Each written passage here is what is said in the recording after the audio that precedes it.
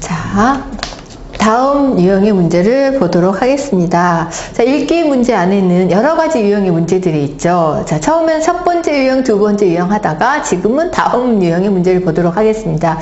자, 이렇게 말하는 이유는 자, 읽기에는 여러 가지 유형의 문제들이 들어있어요. 그리고 뭐 다음을 읽고 다음 글에 이렇게 시작하는 문제들이 많죠. 그러니까 유형이 몇 개다라고 여러분에게 말하기보다는 그냥 유형, 다른 유형을 이렇게 하나씩 보면서 같이 풀어보는 것이 좋을 것 같아서 여러분에게 몇 번째 유형 이렇게 말하지 않고 지금 뒷부분에서는 계속 다음 유형 하면서 문제를 풀어보도록 하겠습니다. 자, 다음 유형. 이번 유형을 보니까 어때요? 35번부터 38번까지의 문제네요. 그러니까 지금 앞에서도 문제를 같이 풀어왔지만 한 유형에는 한 가지의 문제가 하나만 있는 것이 아니라는 거예요. 같은 유형의 문제가 여러 개가 있을 수 있다는 거죠. 자, 35번부터 38번까지 35, 36, 37, 38 이렇게 네 문제는 글의 주제로 가장 알맞은 것을 고르는, 주제를 고르는 그런 문제의 유형이라고 할 수 있겠습니다. 자, 그러면 여기서 주제라고 하는 것은 뭐예요? 이 글에서 가장 중요한 거죠. 이 글을 쓴 사람이 뭘 말하고 싶어서 이걸 썼는지예요. 가장 중요한 문장을 찾으면 주제를 빨리 찾을 수 있을 것이고, 아니면 전체 글에서 이 글을 쓴 사람이 무엇을 말하고 싶었는지를 그걸 알면 또 주제를 잘 찾을 수 있겠죠. 자, 그렇다면 어때요? 주제를 찾으려면 이것 또한 이걸 잘 읽어야 주제를 잘 찾을 수 있겠죠. 자, 같이 읽어보도록 하겠습니다. 아이들의 텔레비전 시청 시간은, 자, 시청 시간이에요. 아이의 수면 시간에 영향을 미친다라고 하고 있어요. 그렇다면 시청 시간과 수면 시간은 어때요? 관계가 있어요, 없어요? 관계가 있다라고 할 수 있겠죠. 시청 시간이 아이의 수면 시간에 영향을 미쳐요. 그렇다면 어떤 영향을 미칠까? 그것이 또 뒤에 나오겠죠. 자, 아이가 1시간 텔레비전을 시청할 때마다 1시간 텔레비전 시청할 때마다 7분 정도의 수면 장애를 겪는다. 어때요? 텔레비전 1시간 시청할 때마다 잠을 7분 정도를 잘 잘 수 없다는 거예요. 수면 장애를 겪는다고 하니까. 자, 여자아이들보다 남자아이들이 더 영향을 받는데, 자, 왜 그럴까요? 여자아이보다 남자아이들이 텔레비전 시청 시간에 시청 시간과 수면 시간이 뭔가 관계가 있는데 더 영향을 받아. 나쁜 영향을 받는 거예요. 지금 보니까. 충분하지 않아요. 불충분한 수면은 정신과 신체 건강에 부정적인 영향을 미칠 수 있기 때문이다. 부정적인 영향을 미칠 수 있다라는 건 뭐예요? 안 좋다라는 거죠. 그러니까 텔레비전 시청을 많이 하면 할수록 잠을 잘 못 자요. 그렇다면 건강이 더 나쁘다는 거죠.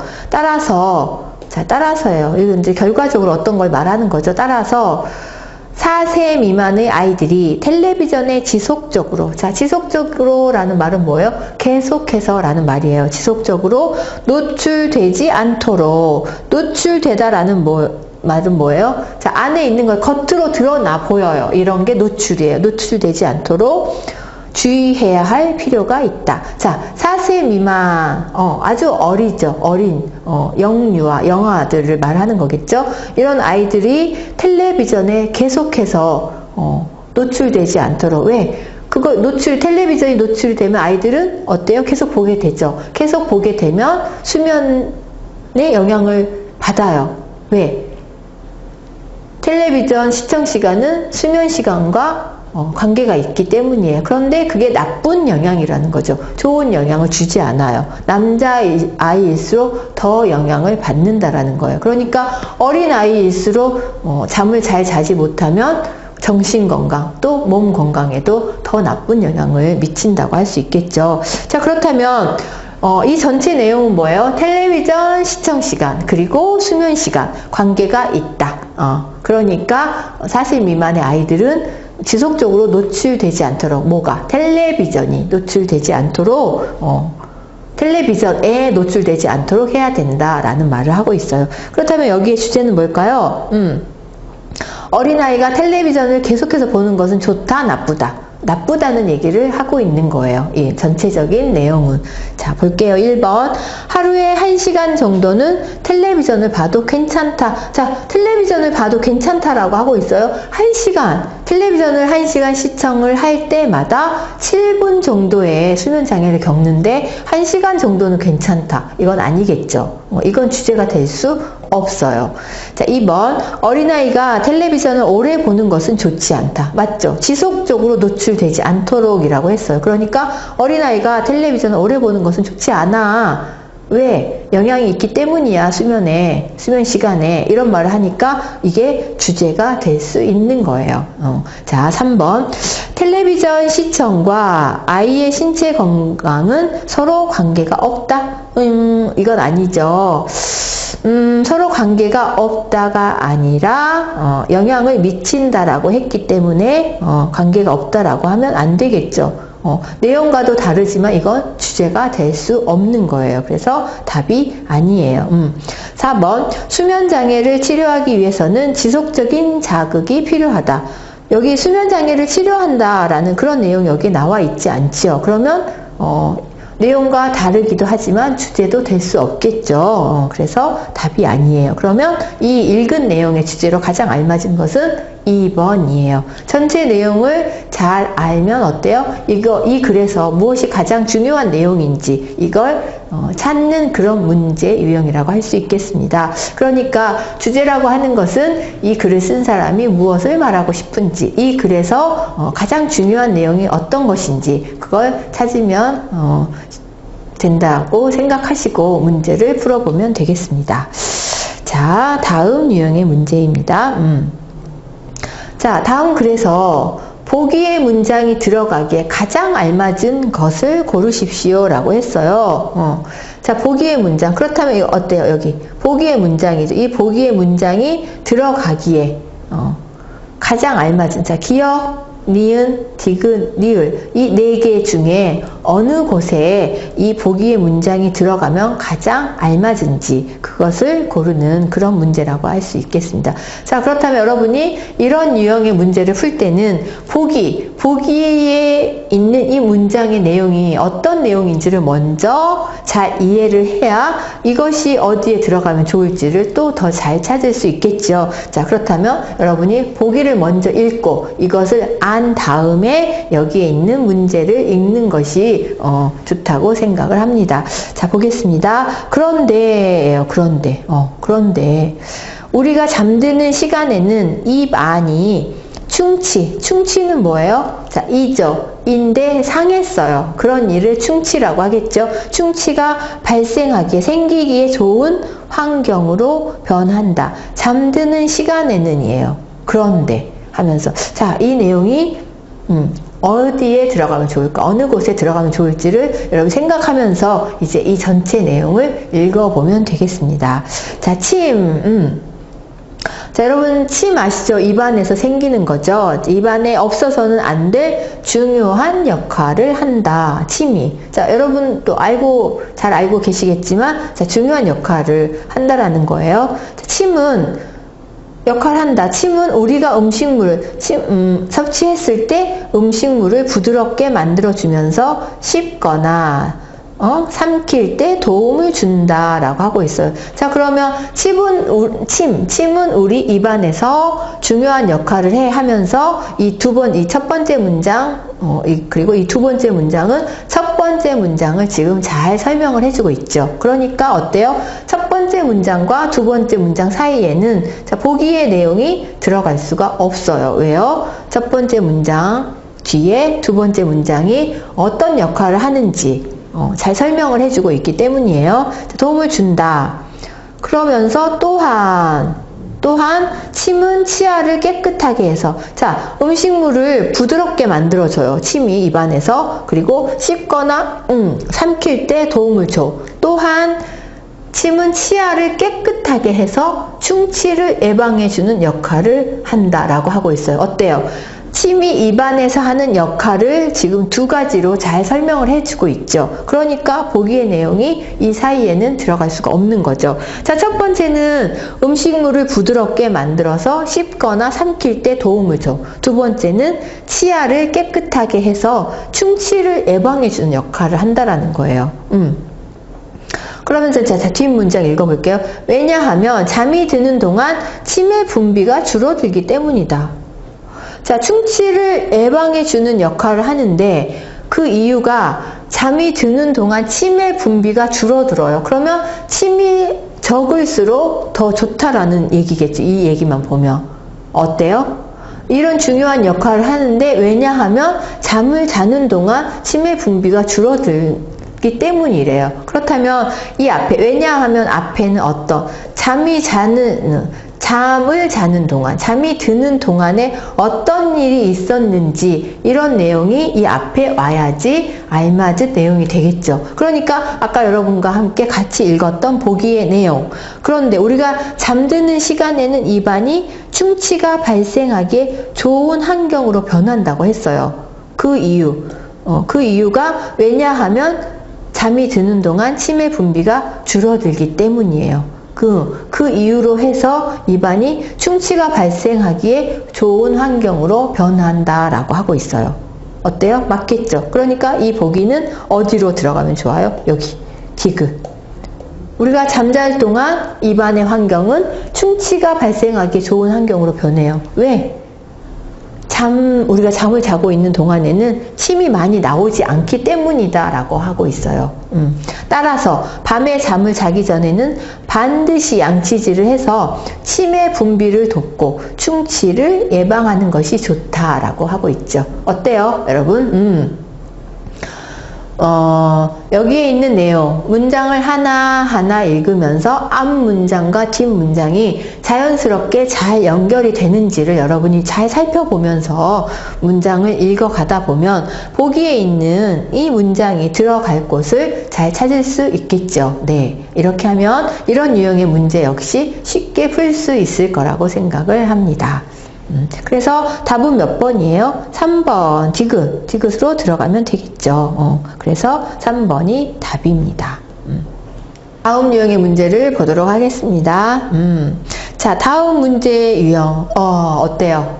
자, 여러분이 읽어야 할 내용이 많아졌죠. 네, 왜냐하면 읽기 문제는 모두 50문제인데 뒤로 갈수록 점점 더 어려운 문제 어려워져요. 어려운 문제가 나오고 점점 더 어려워져요. 그러니까 여러분이 자 50문제를 여러분에게 주어진 시간 안에 푼다는 것이 쉬운 일은 아니에요. 하지만 50문제를 여러분이 여러 번 자꾸 풀다 보면 시간 안에 풀 수 있는 그런 능력도 생길 것이라고 생각을 해요. 그런데 이렇게 긴 내용을 읽을 때는 여러분이 어때요? 이걸 한 번 읽고 한 번 읽을 때 제대로 잘 읽어야지. 한 번 읽고 앞에 내용이 뭐였지 하고 다시 돌아간다면 어때요? 시간이 또 부족하겠죠. 그러니까 처음부터 읽을 때 어떤 내용인지를 잘 파악하면서 잘 이해하면서 읽어야 된다는 거예요. 그리고 어때요? 이런 문제를 읽을 때는 내용만 이해하는 것도 좋지만 문제가 뭔지 문제를 먼저 읽고 앞에 있는 내용을 읽는 것이 문제를 푸는데 도움이 된다라고 여러분에게 여러 번 말씀드렸습니다. 자, 그러니까 자, 문제를 보니까 어때요? 밑줄 친 부분에 나타난 그의 태도로 알맞은 것을 고르십시오 라고 했어요.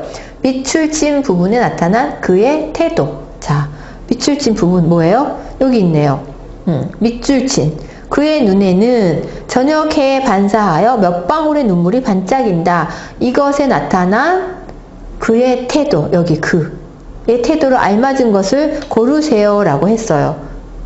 그러니까 읽으면서 밑줄 친 부분에는 어떤 생각을 하고 이런 글을 썼는지, 자, 이런 글을 썼을 때 밑줄 친 내용은 이 사람의 어떤 태도를 말하고 싶었는지 이런 걸 생각하면서 읽어야 된다는 거죠. 그리고 같은 글을 읽고 자, 두 번째 문제예요. 이 글의 내용과 같은 것을 고르십시오 라고 했어요. 자, 그러면 어때요? 그의 태도를 생각을 하면서 읽어야 하고 같은 것을 잘 찾아야 하니까 내용을 잘 이해하면서 읽어야 되겠죠. 자, 같이 읽어보도록 하겠습니다. 자, 여러분이 읽기 문제 안에는 항상 이렇게 이런 내용이 들어가 있어요. 이건 뭐냐면 고전이라고도 하는데요. 옛날에 지금 쓰여진 책이 아니라 옛날에 쓰여진 그런 이야기예요. 그러면 한국 사람들도 이런 내용을 읽을 때는 아, 이거 참 어렵다. 지금은 잘 사용하지 않는데 라고 하는 그런 어휘들도 여기에 섞여 있다라는 거예요. 하지만 여러분이 어려운 어휘가 지금은 한국 사람들이 잘 사용하지 않는 어휘가 이 안에 들어있다고 하더라도 여러분이 전체 내용을 이해하는 데는 그리고 이걸 읽고 문제를 푸는 데는 그다지 어렵지 않을 거라고 생각을 합니다. 왜냐하면 자, 여러분 우리 같이 읽어보겠지만 이걸 읽다 보면 어떤 내용인지 쉽게 이해할 수 있기 때문이에요. 하지만 이런 어려운 어휘가 들어있는 옛날 말들이 들어있는 이런 문제가 읽기 문제에는 꼭 나온다라는 거죠. 그러니까 이런 것들도 한번 여러분이 풀어보면서 이런 문제는 어떻게 푸는지 같이 한번 연습해 보도록 하겠습니다. 자, 그 뒤에 그러면 그 뒤에니까 이걸로 끝나는 것이 아니라 이야기예요. 어떤 이야기죠. 이야기 앞에 어떤 내용들이 있었어요. 자, 이 부분은 이야기 중에 어떤 한 부분이에요. 그것을 이렇게 가지고 와서 책에서 책 내용 중에 일부겠죠. 그것을 가지고 와서 문제를 만들었다는 거예요. 자, 그 뒤에 시간이겠죠. 뭔가 시간이 흐른 뒤에 그 후에 라는 뜻이에요. 그 뒤에 3년을 이리저리 돌아다녔어도라는 표현이죠. 3년을 돌아다녔어요. 그래도 여기서 아우는 예전에는 아우라고 표현을 했지만 지금은 동생이라고 말을 하죠. 아우 동생이란 말이에요. 자, 동생 아우는 볼 수가 없었다. 3년을 이리저리 돌아다녔대요. 그래도 아우는 볼 수가 없었대요. 그러면 이 사람, 여기에 나오는 이 사람은 아마 형인가 봐요, 형. 그러니까 아우라는 얘기를 하겠죠. 그리하여는 그래서라는 뜻이에요. 그리하여 3년을 지내서 지금부터 6년 전에 3년을 지내서 지금부터 6년 전으로 가요. 6년 전에 그의 탄 배가 아우가 탄 배 아시죠? 바다, 강을 다니는 배가 강화도는 지명이에요, 지명. 서울에서 많이 멀지 않은 곳이에요. 장소를 말하는 거예요.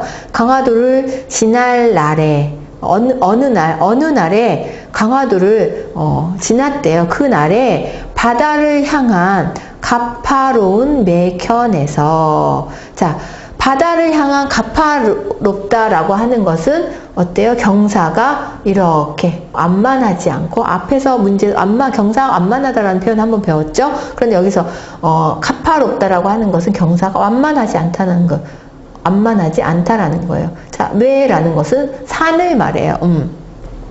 경사가 가파로운 매편에서 산에서 바다를 향하여 날아오는 왜 산에서 바다를 향하여 날아오는 배따라기는 하늘을 나르는 새의 한 종류라고 할 수 있겠죠. 자, 배따라기를 들었다. 그것도 어떤 구절과 곡조는 그런데 바다를 향하여 날아오는 배따라기, 여기서 배따라기라고 하는 것은 그러니까 곡조, 노래의 한 종류겠죠. 여기서는 가파로운 매편에서 산 쪽에서 바다를 향하여 날아오는 배따라기라고 하면 새의 한 종류라고 하겠지만 여기에서 표현된 것은 거기에서 들려오는 어떤 노래 소리를 말을 하는 거예요.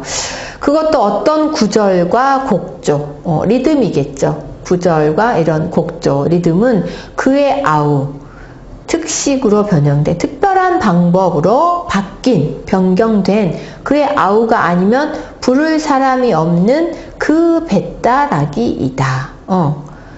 이 아우가 부르는 이 곡의 명의의 명칭, 이름이라는 거죠. 제목 같은 거예요. 배가 강화도에는 머무르지 않아서 거저 지나갔으나, 거저, 그냥 지나갔다는 거예요. 지나갔으나 인천, 자, 인천도 강화도처럼 어떤 지역을 나타낸 지명이에요.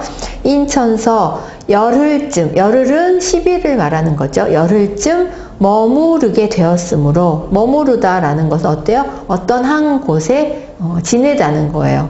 움직이지 않고 그곳에 있었다라는 게 머무르다죠. 그런데 열흘이래요. 열흘쯤 머무르게 되었으므로 그는 곧 내려서 강화도로 건너가 보았다. 거기서 이리저리 찾아다니다가, 자, 이 사람이 인천서 열흘쯤 머무르게 되었대요. 그래서 인천하고, 지금도 인천이라는 곳이 있어요. 한국에. 인천에서 강화도는 아주 가까워요. 그래서 인천에서 열흘쯤 머무르게 되어서 강화도로 이렇게 건너갔다라는 거예요. 건너가 보았다. 이 사람이 이렇게 여기저기 이리저리 돌아다니고 인천에서 강화도로 가고 하는 이유는 뭐예요? 아우를 만나고 싶어서, 보고 싶어서겠죠. 자, 거기서 이리저리 찾아다니다가 무엇을 찾아다녔을까요? 아우, 동생을이에요. 찾아다니다가 어떤 조그만 객주집에서, 객주집은 지금 말하면 식당 같은 거예요. 술도 팔기도 하고 음식도 팔고 잠도 잘 수 있고 하는 그런 객주집에서 물어보니 이름도 그의 아우요. 자, 물어봤어요. 그 객주집에, 그 식당에, 음식점에 가서 물어보니까 이름도 그의 아우 이름, 그리고 생긴 모습, 생긴 것도 그의 아우인 사람이 묵어 있기는 하였으나, 묵다라는 것은 그곳에서 머무르면서 지내는 거죠. 사나흘 정도, 사흘은 3일, 나흘은 4일이에요. 그러니까 사나흘이라고 하는 것은 3, 4일을 말해요. 사나흘 전에 도로 인천으로 갔다 한다. 자, 이 형, 그는 인천에서 강화도로 아우를 찾아왔는데 3, 4일 전에 이 아우라고 생각하는 이 사람은 인천으로 갔대요. 어때요? 그러면 여기서 만날 수가 없는 거죠. 그는 강화도에 왔는데 아우는 다시 인천으로 갔대요. 그러니까 여기서 만날 수가 없는 거죠. 그는 곧 돌아서서 인천으로 건너왔어요.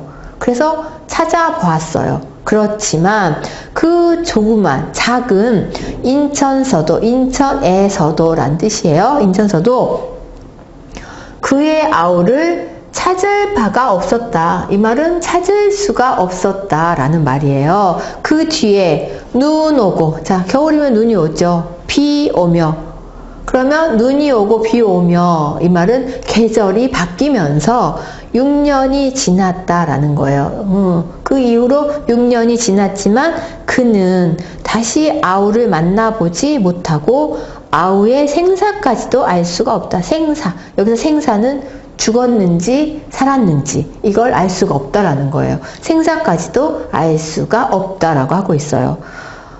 이렇게 말을 해요. 자, 이 사람은 아우를 찾아다녔어요.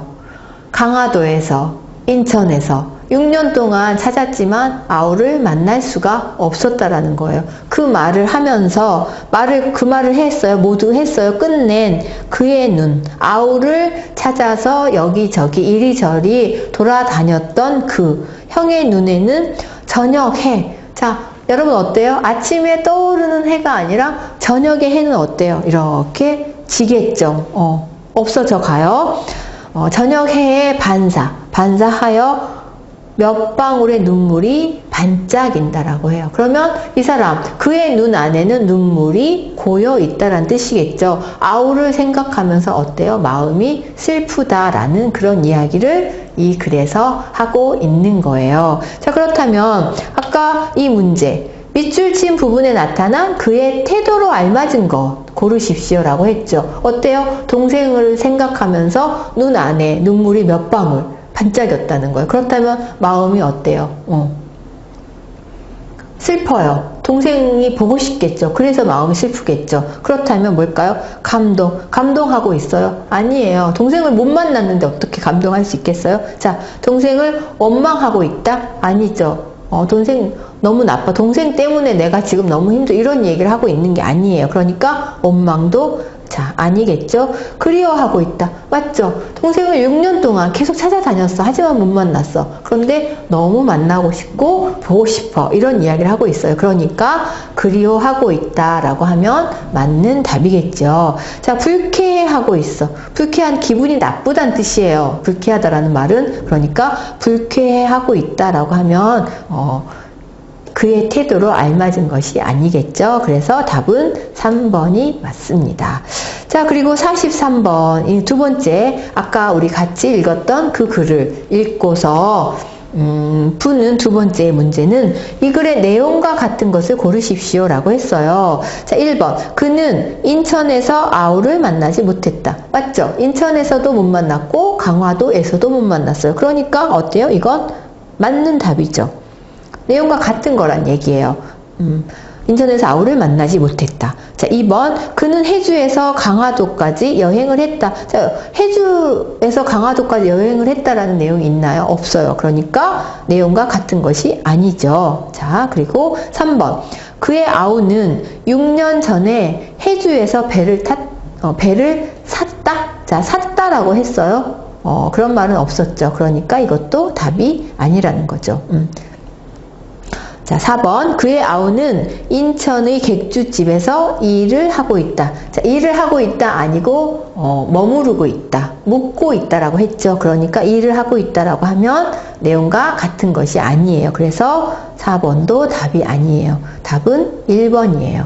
자, 어때요? 여러분이 여러 가지 읽기 문제 유형 중에 그의 태도로, 밑줄 친 부분에 그의 태도로 알맞은 것을 고르십시오 라고 하면 그 밑줄 친 부분의 내용을 보고 그가 거기에 밑줄 친 부분에 나와 있는 그 사람의 마음이 어떤지 이걸 안다면 쉽게 풀 수 있는 문제. 그리고 내용과 같은 것을 고르는 문제는 앞에서도 여러 번 같이 풀어봤기 때문에 내용과 맞는 것인지 아닌지를 여러분이 잘 살펴본다면 쉽게 풀 수 있는 그런 문제라고 할 수 있겠습니다.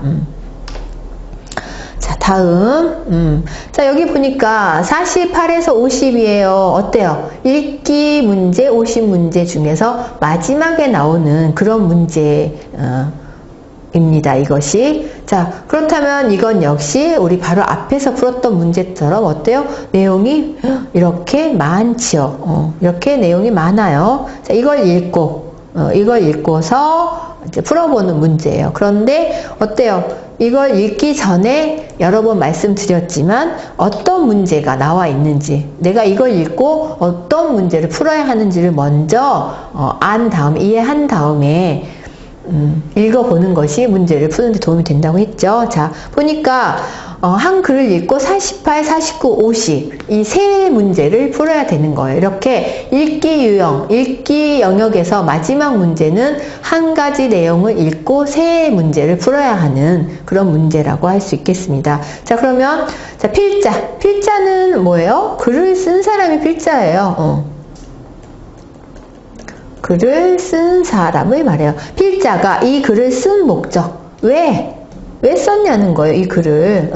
목적을 고르는 그런 문제 하나. 자, 세 문제라고 했죠, 하나. 자, 두 번째는 가로 안에 들어갈 내용으로 알맞은 거 고르는 거. 자, 이런 유형은 앞에서도 여러 번 풀어봤죠. 그러니까 가로 안에 들어갈 내용을 알맞은 거 고르는 문제는 여러 개가 나온다는 거예요. 그리고 자, 마지막으로 세 번째 문제는 밑줄 친 부분에 나타난 필자의 태도. 자, 아까는 바로 앞에서 풀었던 문제는 밑줄 친 부분에 나타난 그의 태도. 그러니까 글 내용 안에 나오는 그 주인공이겠죠. 거기에 나오는 인물의 태도로 알맞은 것을 고르십시오 하는 문제였지만 지금 마지막 50번 문제는 뭐예요? 필자, 글 쓰는 사람의 태도로 알맞은 것을 고르는 그런 문제라고 할 수 있습니다. 그러니까 여러분이 뭐예요? 필자의 태도, 밑줄 친 부분을 잘 살펴봐야 되겠죠. 그러면 마지막 50번 문제를 풀 수 있는 거고, 그리고 괄호 안에 들어갈 내용을 알맞은 것을 고르는 문제니까 괄호의 앞, 뒤를 또 잘 살피면서 또 읽어야 되겠죠. 그리고 필자가 이 글을 쓴 목적, 왜 썼냐? 그것을 잘 생각하면서 앞에 내용을 읽으면 뒤에 있는 이 세 문제를 잘 풀 수 있을 거라고 생각을 합니다. 그렇다면 여러분이 이 48, 49, 50, 이 세 문제를 어떤 문제, 여기서 어떤 답을 골라야 되는지를 잘 이해하셨다고 생각을 하고 같이 어떤 내용인지 읽어보도록 하겠습니다. 자, 내용을 같이 보겠습니다. 자, 스쿨존. 자, 스쿨존이란이라고 했으니까 어때요? 이란이란 말 뒤에는 이것이 어떤 걸 말하는지 설명을 하겠죠. 스쿨존이란 초등학교 및 유치원 정문에서 반경은 반지름을 말해요. 반경이라고 하는 것은 이렇게 원이면 이렇게 반경 300m 이내. 그러니까 이곳이 300m라는 거겠죠? 300m 이내. 반경 300m 이내의 통학로. 통학은 학교를 오고 가는 길을 말을 해요. 통학로를 어린이 보호구역. 어린이를 보호하는 그 장소로 정한다는 거죠. 지정하여 교통안전시설물 및 도로 부속물 설치로. 자, 그렇다면 이게 무슨 말이에요? 교통안전. 교통 여러분 아시죠? 교통, 자동차와 관계된 차가 오고 다니는 도로니까요. 차들 때문에 위험하면 안 돼요. 아이들이 유치원 또는 초등학교. 그러니까 교통으로 인한 사고가 나지 않도록 안전한 시설물 및 이것과 또 도로 부속물, 도로 위에 안전을 위해서 설치하는 그런 부속물, 도로 외에 더 만드는 설치물이에요. 그런 부속물 설치로 학생들의 안전한 통학 공간. 자, 학교를 가고 오고 할 때 안전하게 오고 갈 수 있도록 안전한 통학 공간을 확보. 이렇게 해서 내가 만들어 놓는다는 거예요.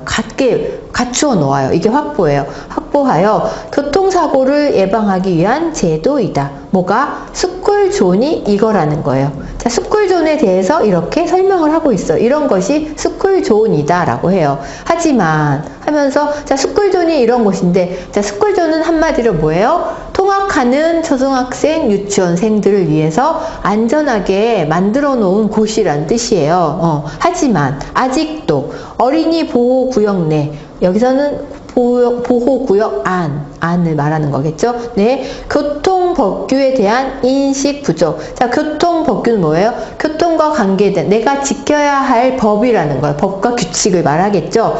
법규에 대한 인식 부족. 인식이 부족하다라는 것은 잘 알고 있지 못하다라는 뜻이에요. 인식 부족과 안전불감증. 자, 불감이란 말은 느끼지 못한다라는 뜻이에요. 안전, 여기가 이렇게 하면 위험하겠다 이런 걸 못 느낀다라는 거죠. 안전에 대해서 느끼지 못해. 불감이니까 안전불감증이 우리 아이들의 안전한 등하굣길, 등교, 학교 가는 거죠. 하교는 집으로 돌아가는 거예요. 하굣길을 위협하고 있다. 위험하게 이렇게 협박하고 있다. 위험하게 만들고 있다는 뜻이겠죠. 등하교 시간 학교 정문 앞의 풍경, 우리가 볼 수 있는 거예요. 보이는 것, 그것은 자녀를 내려주고, 자, 자녀를 등교 시간에 내려주겠죠. 학교에 오는 자녀를 태워서 오는 거죠. 또 태워간다는 것은 하굣길, 집에 돌아갈 때 다시 차에 태워서 간다라는 거예요. 태워가는 학부모들과 어린이들을 태우러 오는 학원. 자, 한국에서는 학원 차량을 많이 볼 수 있어요. 여러 가지 학원이 많이 있기 때문이에요. 그러니까 시간이 없는 아이들을 위해서 학교 앞으로 와서 아이들을 태워서 그 학원으로 데리고 간다는 거죠. 그런 학원 차량들 때문에 어린이들의 등하교 시간 내내, 등하교 시간 동안 계속이란 뜻이에요. 내내. 자, 이런 차량들 때문에요. 이런 이유로, 이런 차량들 때문에 등하교 시간 내내 여기 스쿨존이 어떨까요? 복잡할까요? 복잡하지 않을까요? 그런 차들이 오고 가니까 많다라는 거죠. 그러면 그곳이 아주 복잡하다는 얘기를 하고 싶은 것 같아요. 가로에는. 자, 여러분 이걸 잘 생각하면서 다음을 읽을게요. 자, 이 차량들로 인해서 이 차량들 때문에라는 거겠죠. 다른 아이들 뿐만 아니라 다른 아이들, 이 차를 타고 내리고 하는 이 아이들 뿐만 아니라 내 아이, 다른 아이죠. 내 아이의 등하굣길이 위험해질 수 있다는 생각은 왜 못하는가? 자, 여기서 가로예요, 가로. 그러니까 여기서 필자, 이 글을 쓴 사람은 여기 다른 아이들 뿐만 아니라 내 아이의 등하굣길이 위험해질 수 있다는 생각은 왜 못하는가? 왜 못해요? 라고 지금 다시 반문을 하는 거죠. 좀 이런 생각을 좀 하면 좋겠어 라는 말을 하고 싶은 거겠죠. 자, 2011년부터 어린이 보호구역에서의 교통법규 위반, 교통법규를 지키지 않아요. 그게 위반이에요. 위반 차량에 대한 처벌, 벌을 준다는 거죠. 처벌이 2배로 강화되었어요. 자, 2배로 강하게, 처벌을 강하게 했다라는 거예요. 강화되었지만 아직도 어린이 보호구역에서 보호받지 못하는 아이들이 많다라고 하고 있어요. 자, 처벌이 강화되었지만 아직도 보호받지 못하는 아이들이 많아. 어디서요? 어린이 보호구역, 곧 이것이 스쿨존이겠죠. 우리의 미래인 아이들의 등하굣길이 안전할 수 있도록 모든 운전자들의 교통법규 준수는 필수이다. 필수라는 말은 뭐예요? 꼭 해야 한다라는 거예요. 그러니까 운전하는 사람들, 운전자들. 그런데 모든 운전자들이 교통법규를 꼭 지켰으면 좋겠다라는 말을 하고 있는 거예요. 그러니까 뭐예요? 이 글의 전체 내용을 다시 잘 요약을 해보면, 자, 초등학교 앞이나 유치원 앞에는 스쿨존이라는 아이들을 안전하게 지킬 수 있는 그런 장소가 있다라는 거, 공간이. 그런데 그 공간이 아이들이 위험하지 않도록 정해놓은 그 공간이 등하굣길에 아이들을 태우고 오고 또 태워가는 그런 부모님들의 차와 학원 차들 때문에 너무 복잡해져서 아이들이 위험해지고 있다라는 거예요. 그러니까 운전하는 사람들이 다시 한번 잘 생각을 해서 아이들의 안전을 위해서 교통법규를 잘 지켜줬으면 좋겠다라는 거예요. 자, 그렇다는 거죠. 자, 그러면 문제를 같이 보도록 하겠습니다. 자, 필자가 이 글을 쓴 목적, 이 글을 왜 썼을까요? 교통법규를 어른들이, 운전자들이 잘 지켰으면 좋겠다라는 말을 하고 싶었던 거겠죠. 자, 그렇다면 1번 어린이 보호구역 내 교통법규의 강화, 더 강하게 처벌을 해주세요. 이것을 주장하기 위해서. 그건 아니죠. 왜냐하면 아까 앞에 글을 보니까 자, 2배로 여기 2배로 강화되었지만 아직도 라고 말을 했어요. 그러니까 강화를 주장하기 위해서 한 건 아니죠. 그러니까 이 목적이 아니라는 거예요. 자, 2번 어린이 보호구역에서의 교통법규 준수를 촉구하기 위해. 자, 촉구하다라는 말은 뭐예요? 요구하다라는 거. 이렇게 해줬으면 좋겠어 라고 하는 거. 그런데 강하게 말을 하는 거죠. 이게 촉구예요. 교통법규 준수 잘 지켜주세요 라고 하는 거죠. 이 말을 하고 싶었던 거예요. 이 글을 쓴 목적은 이 글을 쓴 사람이 곧 이것이 목적이라는 거예요.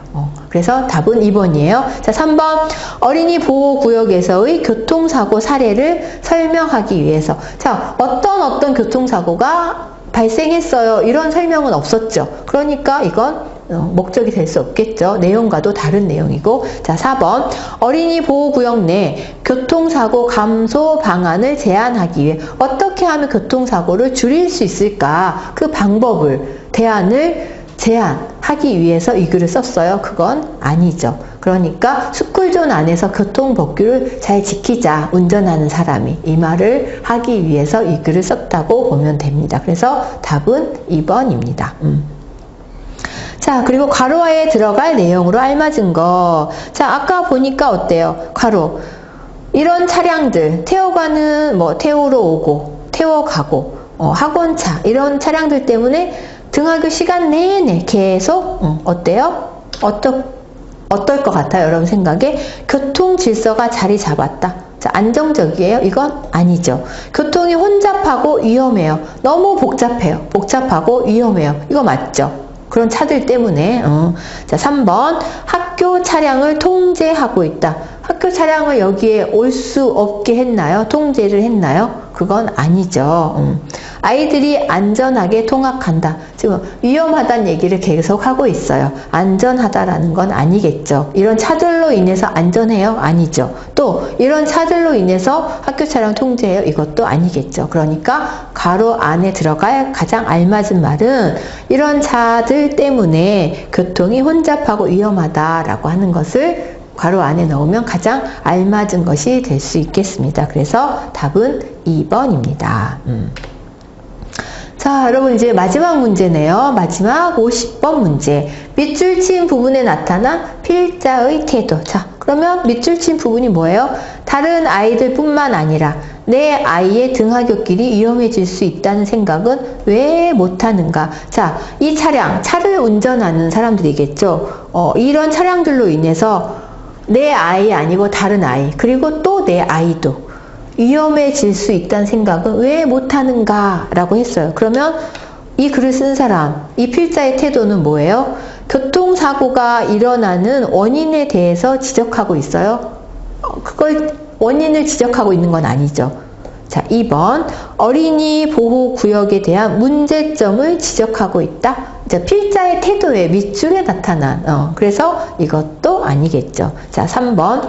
자녀를 등하교시키는 학부모들을 비판하고 있다. 어때요? 왜 그런 생각을 못해요? 좀 이런 생각을 했으면 좋겠어요. 라고 강하게 말을 하는 거 보니까 그렇게 학교에 자동차로 태워오고 또 집에 갈 때 태워가는 이 학부모들을 비판하고 있는 거죠. 밑줄에 나타난 이 글 쓴 사람의 태도는 이런 학부모들을 비판하고 있다라고 보면 될 것 같습니다. 그래서 답은 3번이에요. 4번. 등하굣길이 얼마나 위험한지 의문을 가지고 있다.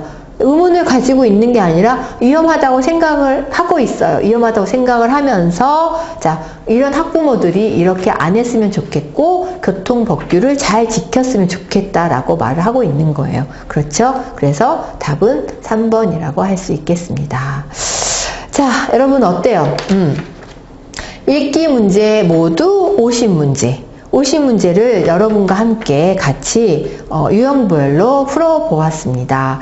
읽기 문제가 50문제인데 이 50문제 가운데에는 여러 유형의 문제들이 같이 섞여 있었죠. 그런데 여러분과 함께 유형 하나하나를 풀어보니까 어때요? 선생님과 같이 풀어보니까 이런 문제는 이렇게 풀 수 있겠구나, 이렇게 풀면 되겠구나 라는 그런 생각을 하게 되었죠. 그러니까 여러분이 저랑 같이 이런 문제를 풀면서 뭔가 자신감도 더 가졌으면 좋겠고 이런 문제 유형이 나왔을 때는 이런 문제는 이렇게 풀면 더 잘 풀 수 있겠구나 라는 걸 생각을 하면서 문제를 하나하나 풀고 또 연습을 하고 토픽 문제 또 토픽 시험에 대해서 대비를 했으면 참 좋겠습니다. 그러니까 선생님과 함께 풀어보는 이런 모의시험 문제 풀이를 통해서 여러분이 원하는 토픽 시험 점수를 받아서 여러분이 원하는 토픽의